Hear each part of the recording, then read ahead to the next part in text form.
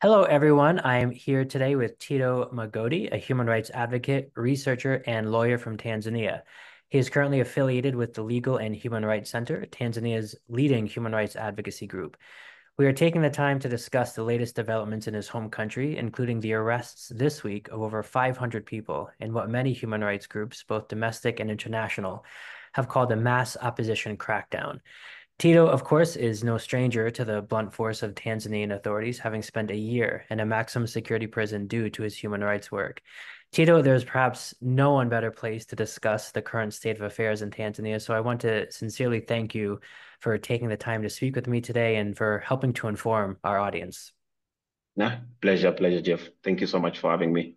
Of course, and thank you. And just starting off, Tanzania's president Samia Suluhu Hassan, of course, came to power in 2021, and at that time, and since then, she's made really lofty promises of reform. As I'm sure you've seen, as many of us have, the global Mm, media was riveted by this and really followed with effusive coverage and praise of her administration. And to be fair, she did reverse some of the draconian measures enacted by her predecessors, but there really seems to be a widening gap between these mm, pledges and reality on the ground. And this is really one of the main paradoxes of Tanzania, right? Especially yeah. now that the policy and legislative landscapes really seem to be tightening. So I wanted you to tell us about that. Mm. Well, you completely right that President Suluhu was celebrated quite substantively when she took over the political power. She I would say she was a bit overambitious in terms of framing a political strategies and also over-promising some of the measures which she couldn't realize. It is why she ended up commissioning task forces, if you wish, and several commissions to oversee some of the measures she had put forward. For instance, there was a task force to do with political reforms in the political governance structures, but also they want to do with electoral processes. But also, we thought that there could be something to do with the constitution, which ultimately the task force said we need to focus more on civic education than the actual constitutional process itself.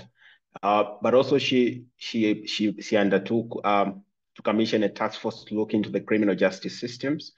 The report was shared last year, and then it's been more than a year now without any substantive follow-up measures in terms of executing the actual recommendations. So I would say that she missed an excellent point to do things incrementally rather than what she did, which is taking her completely out of the picture, is as a reformist, so called, but now is a stagnant a person who I think who thrives on a wishful thinking kind of a way. And now we are seeing retaliation against civil liberties, as well as you know, attacks on human rights advocates, apprehension of political actors, especially members of the opposition, which I would also say that it's not a surprise because we are still hanging on the same political system that was was at least I mean that was vandalized by the former regime. So nothing really substantive have been achieved in terms of shaping our political and human rights culture. Instead, we're also looking forward to some of these promises, if at all they will mean anything in the remaining year of her term. So you've mentioned this sort of prevailing culture among the political class, this lack of respect for basic civil liberties and human rights, these constitutionally protected rights Mhm. in Tanzania. So I just wanted to ask you really quickly a follow-up to that. So how much is that a reflection of the president herself, and how much of mm, that is a reflection of the ruling party, right? A lot of people forget that the CCM is the longest mm, ruling political party mm, on the continent of mm, Africa. It's not a coincidence that they've mm, been in power for this long, right? So mm. how much is this a product of that? And does that really reflect the current president's viewpoint, or is she sort of stuck? Is she sort of shackled in a way, as it were? What's your take on that? Yeah, I would say that maybe a bit of background that President Sulu um, um, came to power in a way that she knew that she is unpopular given the massive effects of populism of the previous regime. But at the same time, she wasn't popular within her party for some reasons. It's a conservative party, but also it's a sort of a big boys club, if you wish. Uh, so she enjoyed the support of some people would really think that the reforms promised are something that we can rally behind with a view to achieving something out of it. So that the effect, the fact that she didn't have substantive party support, and also that she's unpopular, she had to balance interests, which is why she retained some of the people from the previous regime. But the recent moves and the recent move and appointments she's doing, we have seen reshuffles. Also, we have seen some people from State House being appointed into some other posts, especially the advisors. So I would say that this has to do with herself as a president in the first place, but also there's that impact which is systemic in a way that CCM is everywhere. CCM is in the judiciary, CCM is in the parliament, and CCM is the government. But also at the same time, there's this. I would say this is um, a constitutional flaw where party supremacy is still there in practical terms. It was deleted some years ago when the constitution was amended, but the party is still supreme, such that the Secretary General of the party can have a voice on MPs. The Secretary General of the party can have voice on ministers and more other. Just recently, a few days ago, when the members of the opposition, almost all the top brass, were abducted and brutalized in Mbeya, the CCM Secretary General came through and said, I'm instructing the Home Affairs Minister to release them from detention. So this doesn't surprise anyone, but it raises questions as to how our level of impunity is, where the party can have a voice on functional ministers, cabinet ministers, and whether what does this mean in other ways or in other areas of operationalizing our politics. So it looks like the party can do anything, can do anything, can instruct anyone to do anything, including some of these illegalities. Yeah, and you raise a really good point. In a lot of these, more authoritarian contexts, of which Tanzania Mm, certainly is one, you have a conflation of the ruling party and the mm, state, right? mm, There's really no dividing line between the two, and therefore any criticism of the president or the ruling party is therefore framed and treated as, treason or mm, mm, violating, the integrity of the state. And I think we've certainly seen that in some of the rhetoric of mm, the political elite in Tanzania, and led to and has in fact been used as a justification, as a lot of these recent arrests, including mm, this week. And related to that, for me, another really concerning development that hasn't really received much attention is the fact that the country's security and intelligence apparatus now falls under the operational control of the executive, namely the office of the mm, president. And they are mm, also tasked with the protection of presidential candidates. And this is extremely worrying, mm, of course, given Tanzania's not so distant past, specifically the mm, brazen assassination attempt in 2017 of mm, opposition leader mm, Tundu Lissu, who was among those mm, 500 arrested this week and detained arbitrarily. So, how have these specific changes not only affected Tanzanian society today, but are you worried that going forward, the government is perhaps slowly but surely, incrementally creating a full-fledged police state? They really don't seem to have any barriers to that. Would love your mm, thoughts on that. mm. No, no, Jeff, I would say this is deliberate. As I said earlier, that the government is trying to be everywhere, trying to be in every pursuit of our political governance.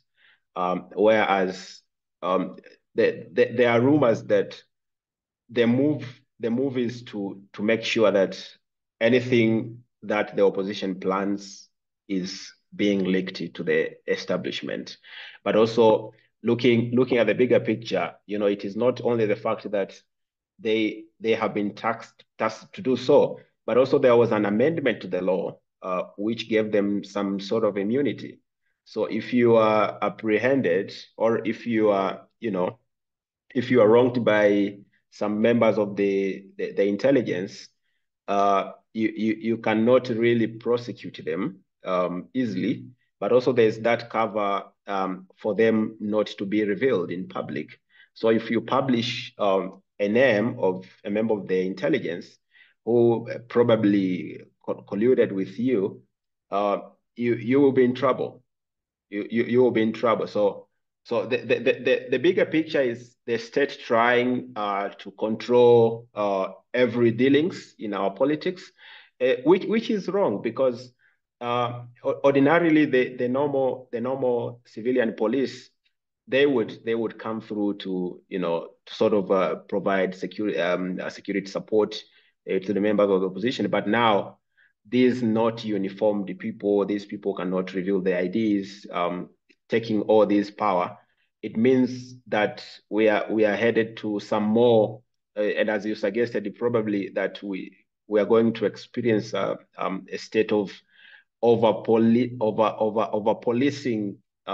everything, over policing everyone, over policing opinions, which means a total crackdown on civil liberties. Yeah, it's a very concerning environment, especially with the upcoming elections, right? So Mhm. Tanzania, Next year, this year we have an election in November. right. Um, yeah, the dates are not yet announced for next year, but it's probably October. So all these developments relate to the upcoming political and electoral processes. So given that, you sort of anticipate, and I think many human rights defenders and certainly journalists in the country would agree with you that, repression will likely ratchet up in the coming months in light of the local elections and the general elections next year. And also, some would argue the growing strength of the opposition.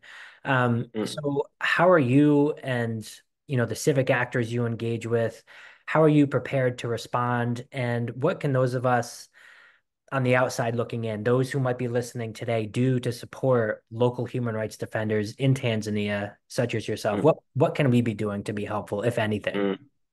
Mm. Yeah, no, well, the first thing on our side, we are aiming to be there. So we will be there. We will be watching. We will be following. Because we can never give up easily on ourselves and on our country. So we will be there. And to be honest, a lot has happened in the recent past. Uh, Incidents of people being abducted, incident of people being disappeared. There are serious incidents of people being disappeared, abducted, held incommunicado, and then only to realize that these people was taken by the police. These people, this person spent a few days under police custody. There's one incident of a guy who campaigned for his release on Twitter. It's called Sativa Edgar, a boy from there. This boy was shot. He was shot by these people, by the police who abducted him, and his entire left side of the teeth were scrapped.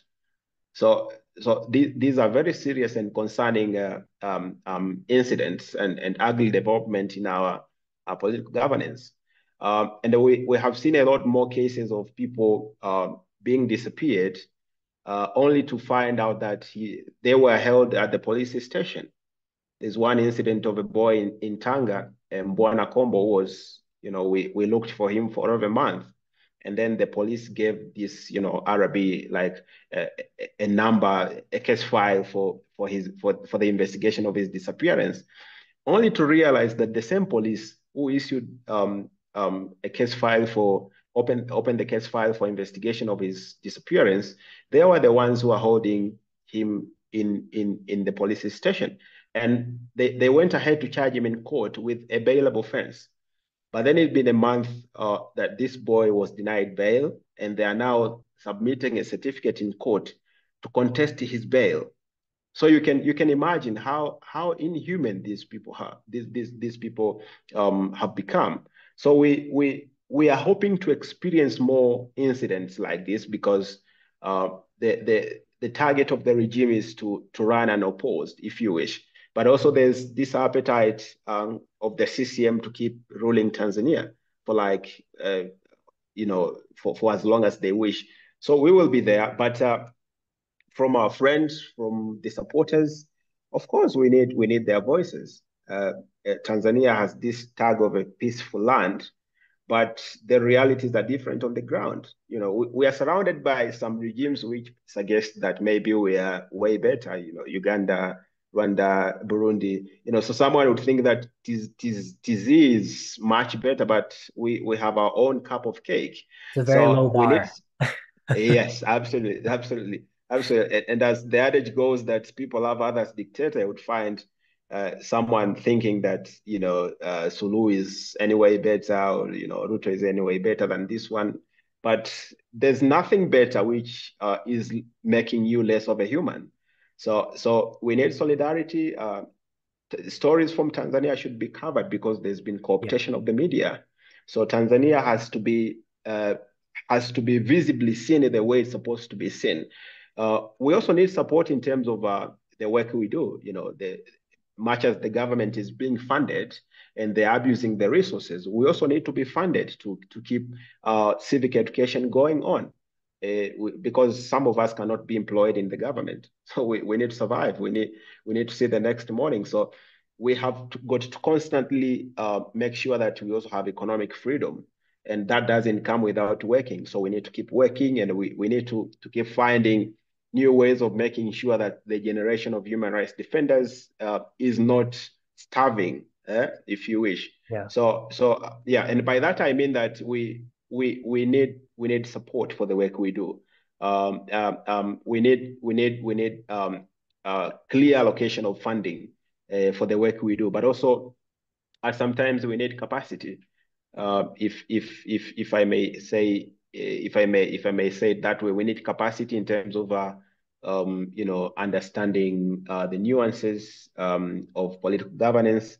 If there's any way we can send people to short courses, or if there's any way people can obtain certain trainings. These are the things that highly needed, especially for the members of the civil societies, because some people do this work without having a clearer understanding of the nuances.